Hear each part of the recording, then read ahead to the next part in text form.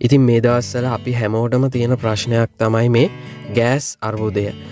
Gas කවත් දෙන්නේ මේ සම්බන්ධයෙන් ලොකු ප්‍රශ්න තියෙනවා. ඉතින් ගොඩක් වෙලාවට දරලිප් විතරක් පාවිච්චි කරන කට්ටියට වඩා මේ ප්‍රශ්නේ ගොඩක්ම බලපාන්නේ ගෑස් විතරක් තියෙන නාගරික ප්‍රදේශවල කට්ටියට. ඉතින් මේ ඒ නිසයි මගේ channel එකනොත් මේ වගේ විකල්ප විසඳුමක් ගෑස් වෙනුවට කොහොමද හදන්න කියලා ඔයාලට ඉදිරිපත් කරන්න හිතුවේ. ඇත්තටම මේ නිර්මාණය 100%ක්ම සාර්ථකයි.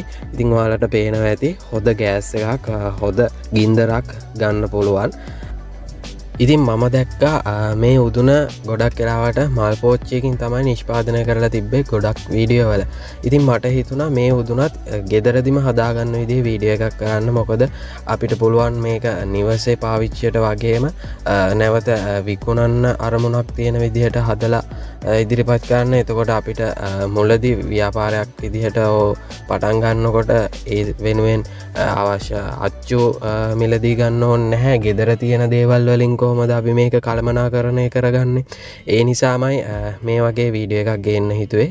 ඒ වගේම මේකේ පොල්කටු අගුරු නිෂ්පාදනය කරන්නේ නම් සාමාන්‍යයෙන් වල දාලා ඒ විදිහට. ඉතින් එතකොට ගෙදර නිෂ්පාදනය කරගන්න කෙනෙක්ට එච්චර සීමිත ඉඩකඩක් නම් තියෙන්නේ. එයාට ඒ වගේ කෙනෙක්ට කොහොමද මේක සීමිත ඉඩකඩකින් පොල්කටු අගුරු හදාගන්නේ. මේ හැමදේමත් මේ වීඩියෝ එකේ තියෙනවා. ඉතින් ඒ නිසාමයි මේ වීඩියෝ එක ගොඩක් වැදගත් වෙන්නේ. මුල ඉඳන් අගට මං හැම දෙයක්ම පැහැදිලිවම කියනවා. ඒ වගේම මේක කරද්දී ආපු මට ආපු ගැටලු මේ හැම දෙයක්මත් කතා කරනවා. ඉතින් අපි බලමු මේක හදන්නේ කොහොමද කියලා. ඉතින් මගේ channel එකට අලුත් කෙනෙක් නම් මාව subscribe කරන්න. මගේ channel එකේ මේ වගේ how to make videos තමයි මම ඉදිරිපත් කරන්නේ. ඒ වගේම like කරන්න, comment කරන්න, share කරන්න. එහෙමනම් අපි යමු වීඩියෝ එකට.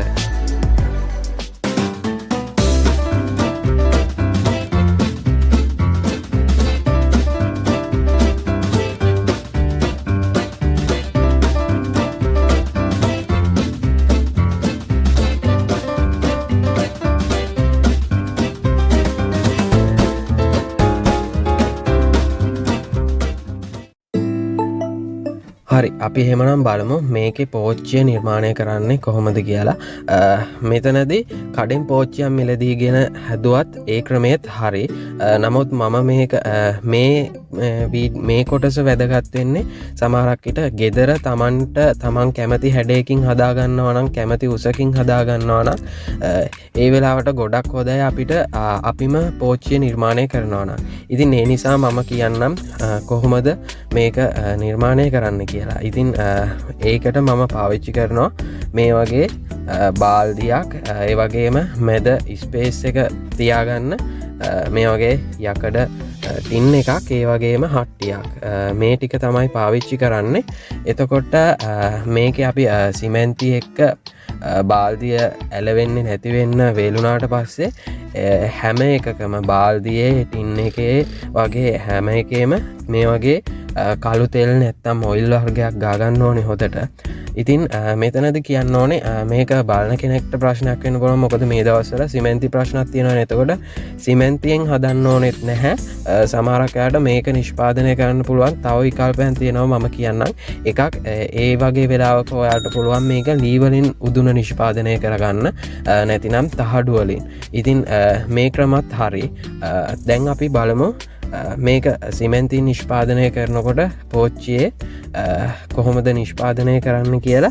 ඉතින් එතකොට සිමෙන්ති සහ වැලි කලවම් කරගන්න. ඒකට සියුම් වැලි වර්ගයක් භාවිතා කරන්න. ඒක ගොඩක් හොඳයි. ඊට පස්සේ මම මේ විදිහට අඩියට එක පාරක් සිමෙන්ති දාගෙන පොඩි නෙට් එකක් දැලක් තහඩු යකඩ කම්බි වලින් හදලා දාගන්නවා. ඉතින් ඒක අවශ්‍ය වෙන්නෙම නැහැ. මම පොඩි ශක්තිමත් වෙන්න එක තමයි ඒ විදිහට කම්බි දැලක් දාගත්තේ. ඊට පස්සේ ඒ කම්බි දැලට උඩින් නැවත සිමෙන්ති දාලා මේ විදිහට ටින් එක තියාගන්නවා. ඉතින් මේකේ මතක් අනිවාර්යෙන්ම කරන්න ඕනේ එකක් තමයි අනිවාර්යෙන් මේ බාල්දියයි ටින් එකේ අපි දානෙව්ව හොදට කළු තෙල් හරි මොනවා හරි තෙල් වර්ගයක්, ලිහිසි තෙල් වර්ගයක් භාවිතා කරන්න. ඊට පස්සේ මේ විදිහට සිමෙන්ති වැලි මිශ්‍ර කරගත්තට පස්සේ අදාළ බදාම මිශ්‍රණය මේ විදිහට දාගන්න ඕනේ. ඉතින් මෙතනදී ඔයා පාවිච්චි කරන බාල්දියේ හැඩය ඒ දේවල් අනුව ඕනි වෙන සිමෙන්ති ප්‍රමාණයන් වැලි ප්‍රමාණයන් වෙනස් වෙන්න පුළුවන්.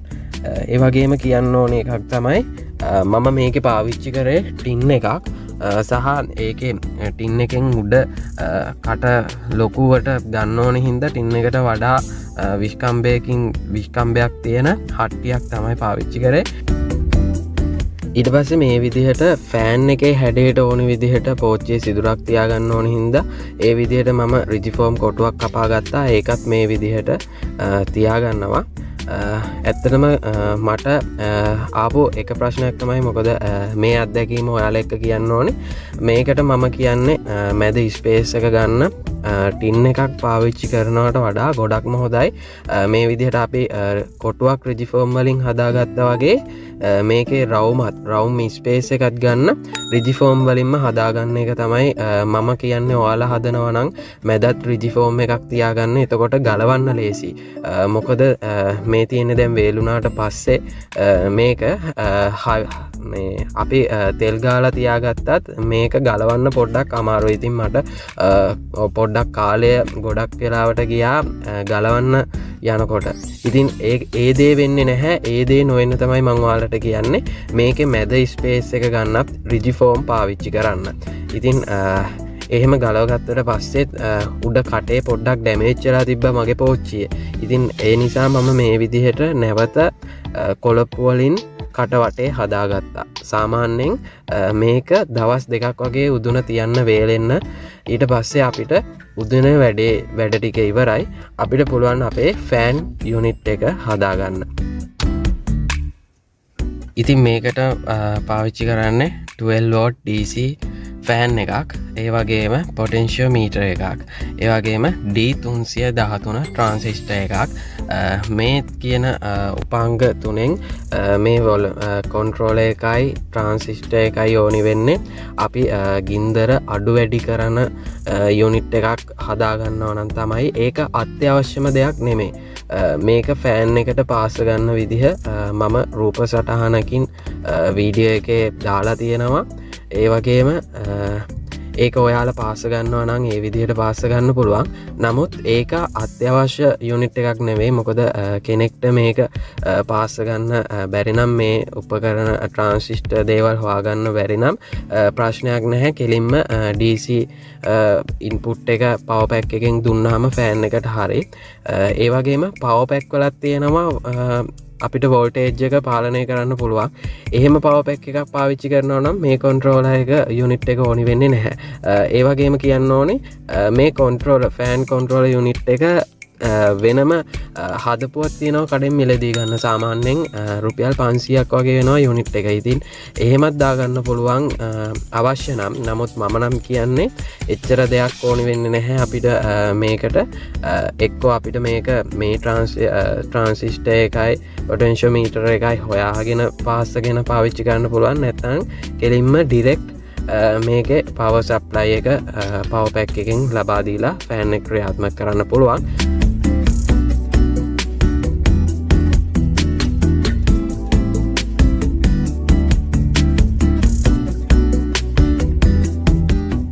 ඉතින් ඔයාලට පේනවා ඇති මේ විදිහට මේ යුනිට් එකෙන් පුළුවන් ෆෑන් එකේ වේගය අඩු වැඩි කරගන්න.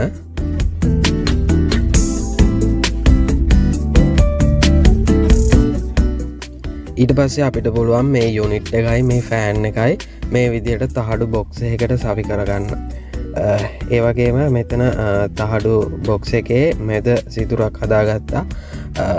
කොන්ට්‍රෝලර් එක පොටෙන්ෂියෝමීටර් එකේ උඩ නොබ් එක දාගන්න පුළුවන් වෙන විදිහට.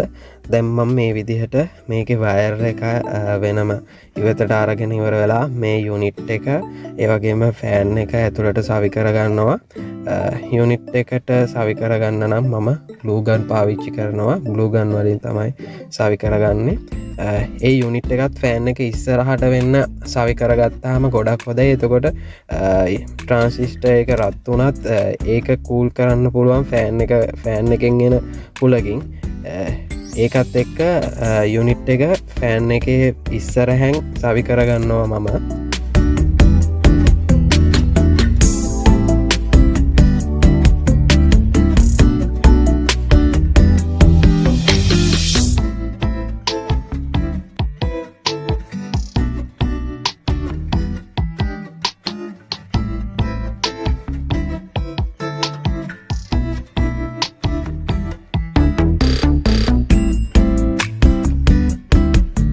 ඊට පස්සේ අපිට දැන් පුළුවන් අපි මේ හදාගත්ත තහඩු බොක්ස් එක මේ විදිහට අපේ උදුනට සම්බන්ධ කරගන්න. මේක සම්බන්ධ කරගත්තට පස්සේ උදුන වටේ තියෙන පොඩි හිඩැස්සලට මම මේ විදිහට ග්ලූ ගන් එක පාවිච්චි කරලා ඒ හිඩැස් ටික වහගන්නවා.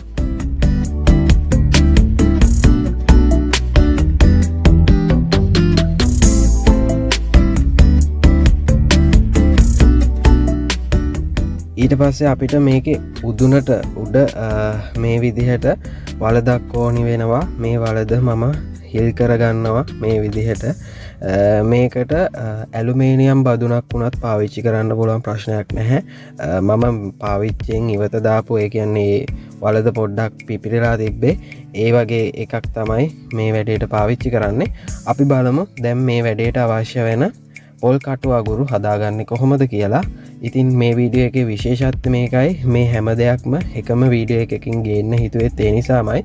මේ විදිහට එක පොල් කට්ටකට අලු ටිකක් දාගෙන ඒකට භූමි තෙල් දාලා දැල්ව ගන්න ඕනේ පොල් කට්ට ඇවිලෙන්න. ඊට පස්සේ ඇවිලෙනකොට අනිත් පොල් කටු ටික මේ වගේ වටේට තියාගන්න. ඉතින් මම මෙතනදි කාලය ඉතිරි කරගන්න ඕන හින්දා වීඩියෝ එක ටිකක් ස්පීඩ් කරලා පෙන්නන්නේ.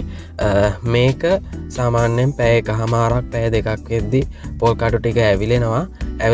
ඇවිලිලා ඉවර වුණාට පස්සේ පොල් කටු අලු වෙන්න නොදෙන්න මේ විදිහට තවත් තාච්චියක් භාවිතා කරලා වහගන්නවා. ඇතුළට ඔක්සිජන් යන්න දෙන්නේ නැති වෙන්න වහගන්න ඕනි. එතකොට අපිට පුළුවන් පොල් කටු හොද පොල් කටු අගුරු ලබා ගන්න. ඊට පස්සේ වහගෙනත් උපරිම පැය දෙකක වගේ කාලයක් තියාගන්න. ඊට පස්සේ අපිට පුළුවන් මේ පොල් කටු අගුරු අපේ වැඩේට පාවිච්චියට ගන්න. මම ඊට පස්සේ මේ විදිහට බදුනට මේ පොල් කටු අගුරු ටික දාගන්නවා.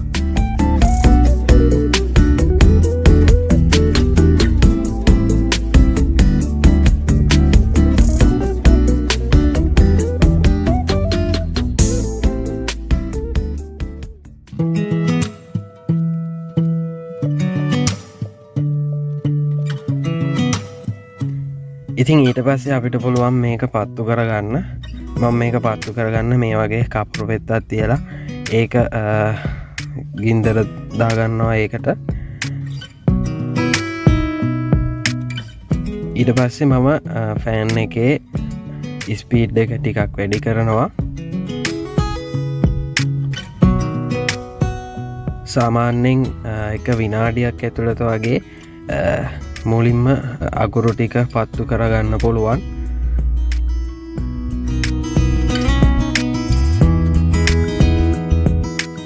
ඔයාලට පේනවා ඇති මේක පත් වුණාට පස්සේ සාමාන්‍යයෙන් ගෑස් එකකින් එන ප්‍රෙෂර් එකම මේ උදුනෙනොත් ඒ වගේ ගින්දරක් ඒ වගේ ගින්දර ප්‍රෙෂර් එකක් ගන්න පුළුවන්. ඉතින් මේක ගොඩක්ම වටිනවා.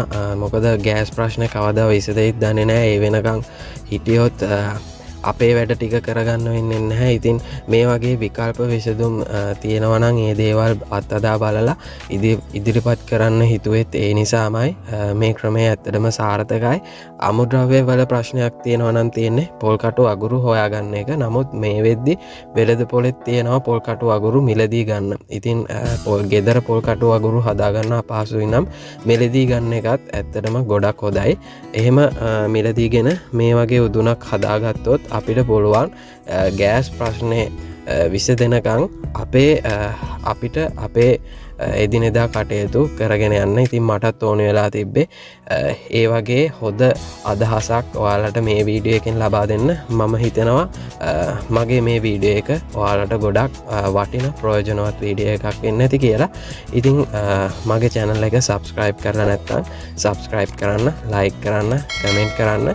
ඕනෙම ප්‍රශ්නයක් ගැටලුවක් ඒ වගේම ඔයාලගේ අදහස් comment කරන්න. මම අනිවාර්යෙන් reply කරනවා. එහෙනම් අදට මම මේ වීඩියෝ එකෙන් සමුගන්නවා. ඔයාලට සුබ දවසක්.